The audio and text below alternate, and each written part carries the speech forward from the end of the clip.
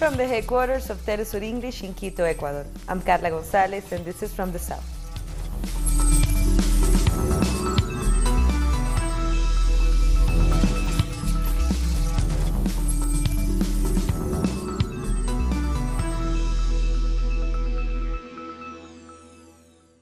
We begin in the Central African country of Gabon, where the military has attempted a coup. The army had taken control of the state radio station, and soldiers have said they did so in order to restore democracy. However, the government later on Monday declared it was in control after it said 4 of the 5 plotters had been arrested.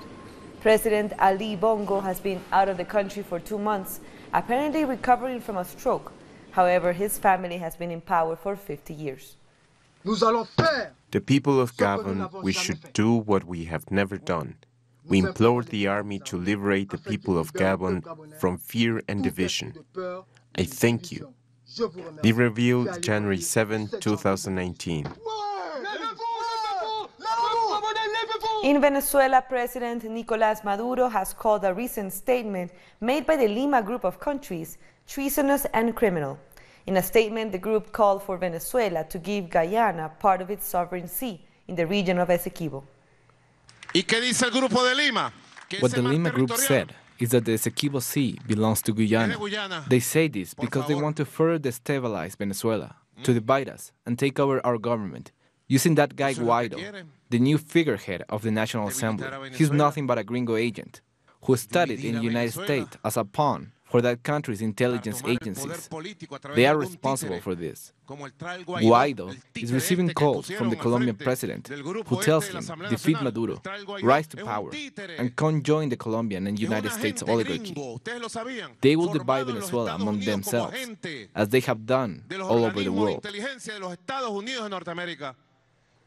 The president of the National Constituent Assembly in Venezuela, Diosdado Cabello, has also rejected the threats made by the Lima Group. The thing is, the Lima Group now wants to get involved in a very serious issue of our territory. Other than that, they continue to demand that President Maduro refuse to assume the presidency on the 10th of January. How is he supposed to do that? How can he refuse when he was elected by the people? And a new leader for Venezuela's National Assembly, which has been suspended and held in contempt by the Supreme Court since 2017, was sworn in on Saturday. He supported the declarations of the Lima Group against the government of President Nicolás Maduro. We have more in this report. A swearing-in ceremony marks the beginning of a new year for the National Assembly, as established by the Constitution. But this act is currently invalid, and it is so under the country's highest judiciary body because those who led the National Assembly back in 2017 was sworn in with the participation of 3 indigenous assembly members who were linked to alleged electoral fraud. Following this, the Supreme Court of Justice ordered that the National Assembly be unincorporated and ruled they were in contempt of the government. Therefore, every act they perform is illegal. The National Assembly as it exists today was elected under the same authority with which Venezuelans re-elected President Nicolás Maduro on May 28, 2018. But the opposition-led assembly has not wanted to coexist with the other 4 public powers of Venezuela. And now they continue to openly push for the government to be overthrown. We hereby reaffirm the illegitimacy of Nicolás Maduro. There wasn't any election on May 20th, so starting on January 10, he will be still in the presidency.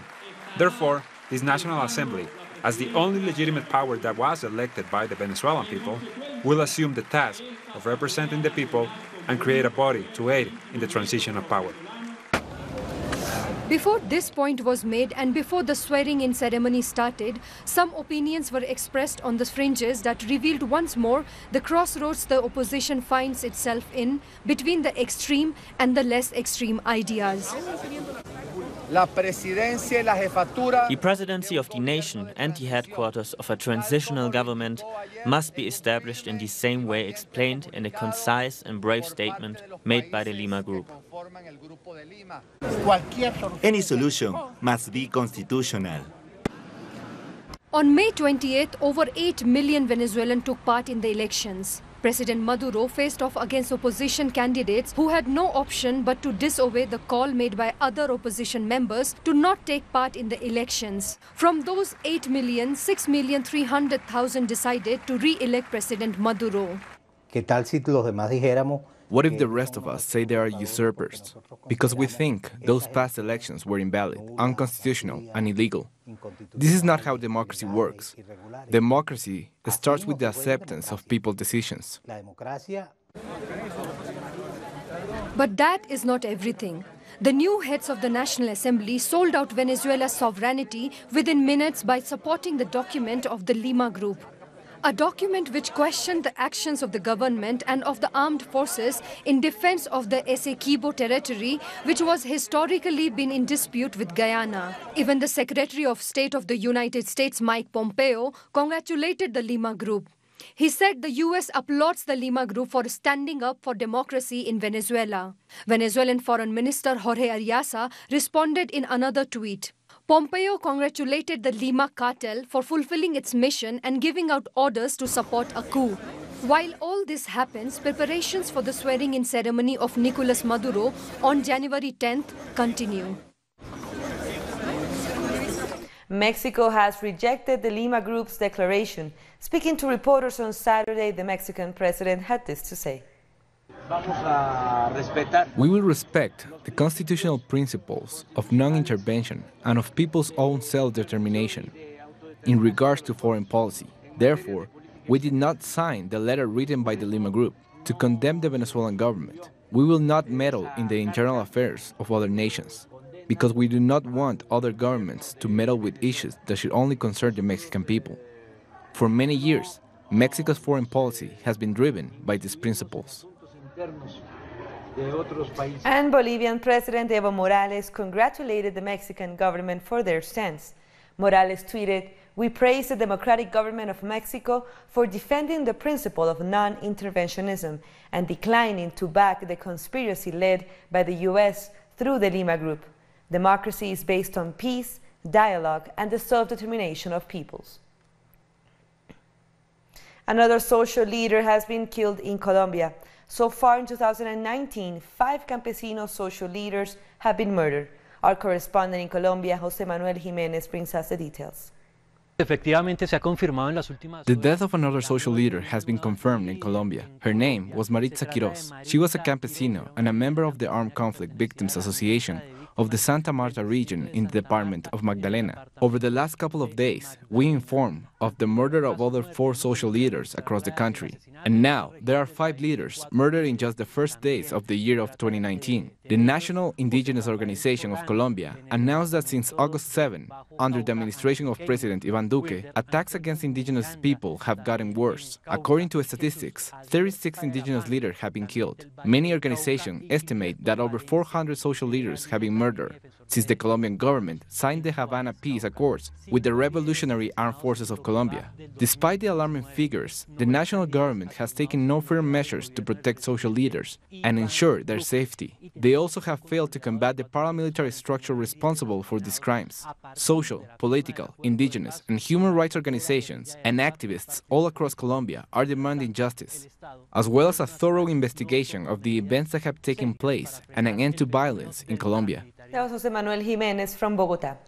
In Guatemala, the prosecutor's office has stopped the deportation of a member of the UN's International Commission Against Impunity.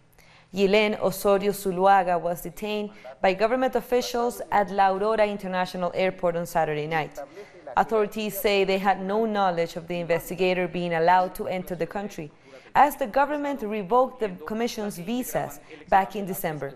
A judge then issued an emergency ruling to allow Zuluaga to remain in Guatemala. Let's hear from our correspondent in Guatemala, Mario Rosales, who has more on this case. The government of Jimmy Morales prevented investigator Yelan Yosario from entering the country. The Constitutional Court had previously ordered President Morales to allow the International Commission Against Impunity to continue their investigation in the country. If he continues with his decision to bar them from working, he will be disobeying a judicial order. The prosecutor's office was able to mobilize to La Aurora International Airport to prevent the investigator from being deported. A judge has also ordered not to deport the investigator who is leading a case of alleged illegal electoral financing by the campaign of Jimmy Morales in 2015. After these accusations, several politicians built a case against the president, but Congress did not approve it. Morales announced he will maintain his stance and disobey the court order of not expelling the investigator. However, the National Court of Justice is set to discuss new legal measures against the people involved in the case. It's from Guatemala. Brazilian authorities have deployed special troops across the state of Ceará to tackle a sharp increase in gang violence. The Justice Ministry ordered the deployment following dozens of attacks on banks, buses and stores this week. Around 300 troops have been sent to the city of Fortaleza, where gangs torch service stations and damage an overpass with explosives. At least 86 suspects have been arrested. This is the first state intervention since President Jair Bolsonaro took office last week. Our correspondent in Brazil, Brian Mier, brings us more. As violence continues to escalate in the northeastern Brazilian state of Ceará, the federal government has sent hundreds of security personnel into the state to try and put a stop to it. What's interesting about this is that the state of Ceará is governed by a member of the PT party, Camilo Santana, and Jair Bolsonaro recently said he's not the president to the Northeasterners, that Lula is the real president for these PT governors who dominate Northeastern politics. So what this really represents is a test to see how the new government is going to work with the opposition. But it also scares a lot of people because it represents a continuing escalation of militarization in Brazil. Now, the military already took over the state security apparatus in Rio de Janeiro last year, and people are wondering if this isn't a backdoor attempt to do the same thing in Ceará, which is a state which is controlled by a political party that Jair Bolsonaro refers to as criminals the whole time.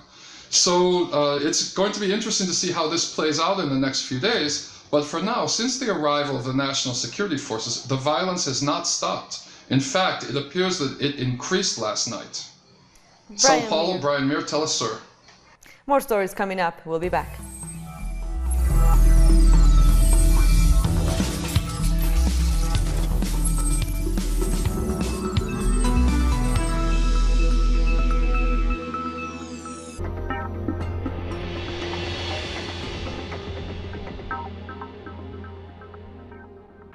Telesur brings you special interviews with social and political personalities. Monday, from Washington. Tuesday, from Mexico. Wednesday, from Caracas. Thursday, from Quito. Friday, from Havana. Analysis about our continent's reality. Weekdays, only on Telesur.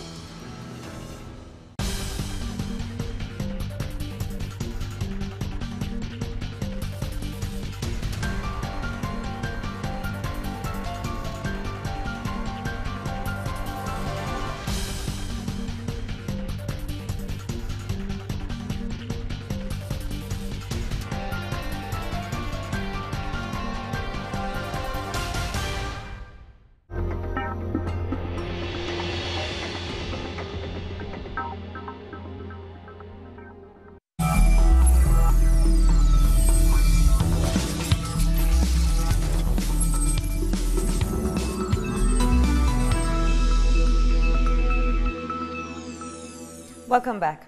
Jamaica is to graduate from its International Monetary Fund program in November. Prime Minister Andrew Holness has outlined his plans for a new Jamaica post-IMF. He assured Jamaicans the government will act responsibly to build on the years of sacrifice. adding that as Jamaica heads towards a more globalized world and deals with the challenges of climate change, all measures taken will be mainstream.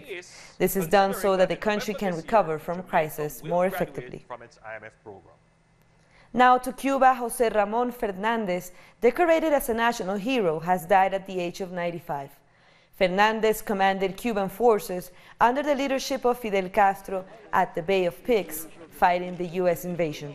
He played a significant role in the Cuban Revolution. Fidel and Raúl Castro considered Fernández a man they could always rely on. He served for decades in various military, government, and Communist Party posts, including as president of the Olympic Committee. Staying in Cuba, the first classic car contest has taken place in the streets of Havana, with over 200 cars participating. The contest seeks to promote the preservation of historic cars, in spite of the economic blockade against the island, which has led to a shortage in spare parts. As a result, classic car owners have become auto innovators. Out of 218 cars, only 15 made it to the final, competing for the title of Best Kept and Most Original Car. The winner of the competition was a 1956 Plymouth.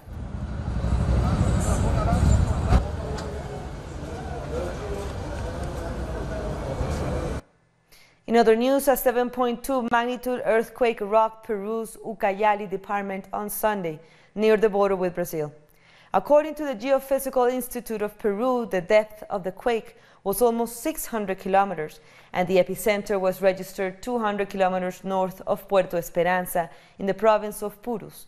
So far, no alerts have been issued. And Mexico's underprivileged children were able to enjoy the Three Kings Day, thanks to a charity and its volunteers known as All You Need Is Love. In the early hours, these young Mexicans from the All You Need Is Love charity meet in Mexico City to give out toys to those children who didn't receive a visit from Melchor, Gaspar and Baltasar. Toys donated by volunteers, by people. Our goal is to bring a little joy to children on the streets. Over the last few weeks, they have spent time collecting new and used toys. All go through a quality control inspection to ensure they are fit for their new owners. We have a toy hospital where we repair toys before they are gifted.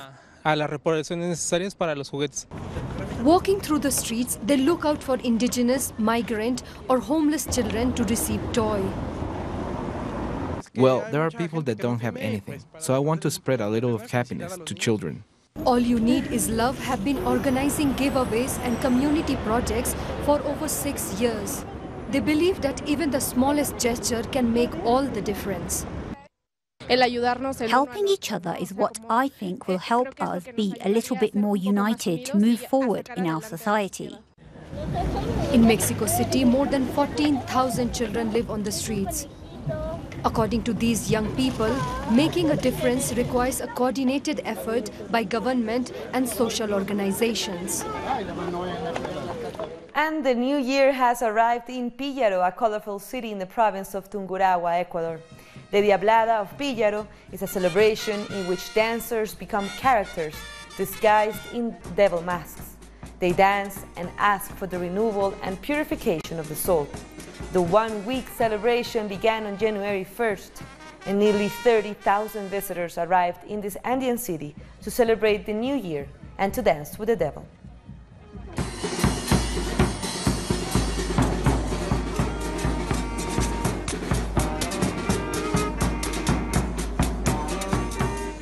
And thousands of Colombians have participated in the Devil's Carnival in the town of Rio Sucio. The 5-day celebration occurs biannually and has its origins in the 19th century. People dressed up in colorful devil masks participate in the parade. The devils represent the guarantee of peace for the communities. The carnival is seen as a cultural heritage and attracts hundreds of tourists to this small town.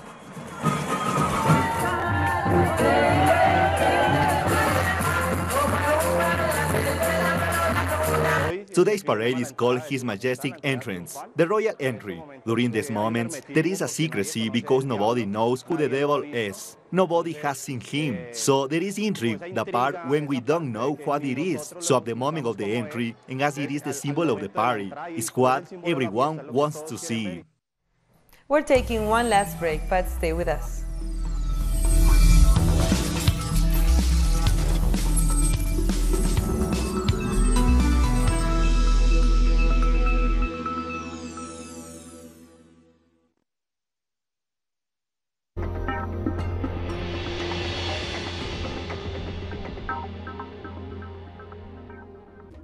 An occasion to enjoy the cultural diversity that defines our South American essence.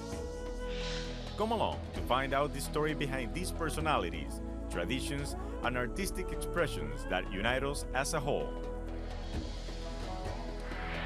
Real Lives, Friday, only on Telesur.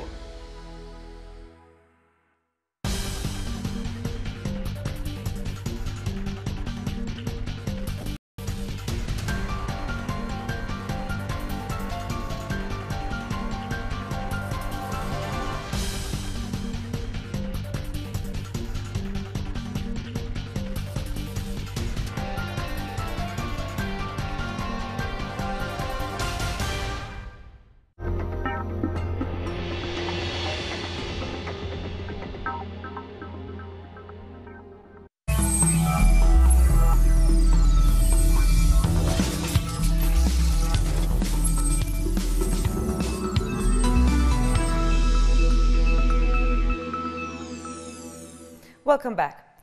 The United States National Security Advisor John Bolton visited Israel over the weekend to discuss the removal of U.S. troops from Syrian territory. Our correspondent in Damascus, Hisham Wanous, has the details. John Bolton, the United States National Security Advisor, is visiting Israel and Turkey. During his visit, he will discuss the removal of U.S. troops from Syrian territory. The Israeli Prime Minister has asked Bolton to ensure that the removal takes place in stages and that the US leaves a number of troops in their illegally established base Al-Tamf near the border with Jordan and Iraq. We must highlight that despite the illegal presence of US troops, the Syrian Arab Army continues to succeed in their fight against terrorists. In response to the ongoing violations by militants in the demilitarized zone of Idlib, the Syrian Arab Army and the Russians have managed to consolidate their troops to carry out an offensive. Turkey has failed to keep its promises in the demilitarized zone. Syrian citizens continued to return to their homes in areas liberated from terrorists, with over 1,000 refugees voluntarily returning from Lebanon and Jordan. The Syrian government announced that since the start of 2018, over 200,000 refugees have returned. Reconstruction efforts continue so that Syrians can lead a decent life. That was Hisham Wanous from Damascus. The results of last week's presidential election in the Democratic Republic of Congo have been postponed.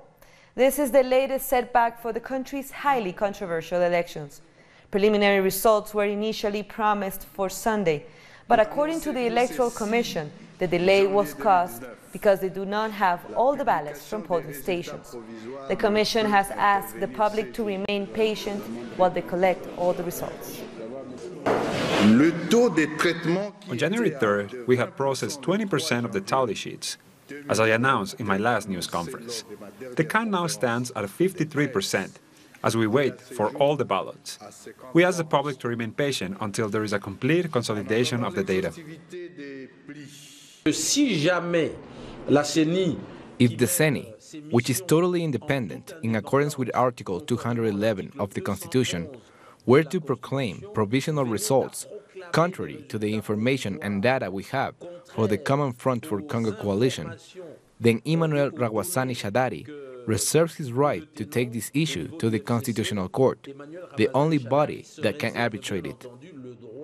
Security forces in Sudan have used tear gas and stun grenades to disperse protesters who were trying to reach the presidential palace. Protesters were chanting for freedom and peace. Anti-government protests erupted last month over food shortages and rising bread prices. University workers were reportedly prevented from joining the protest by security forces, who arrested at least 8 people. International organizations have reported 37 people killed during these protests so far, but the government puts the death toll at 19. A second round of negotiations between Yemen's government and Houthi fighters could take place soon. According to the head of the Higher Revolutionary Committee, Mohammed Ali al-Houthi, a meeting under the watch of the UN could take place in Jordan. If it goes on, talks are set to center around the economy. Protesters took to the streets of Madagascar to oppose the outcome of the country's recent presidential elections. Police fired tear gas to disperse about 500 supporters of Marc Ravalomanana, the losing candidate in December's elections. 4 people were arrested after a group of demonstrators fired back at police with Molotov cocktails. Ravalomanana has called the results fraudulent and has filed a complaint with the country's constitutional court.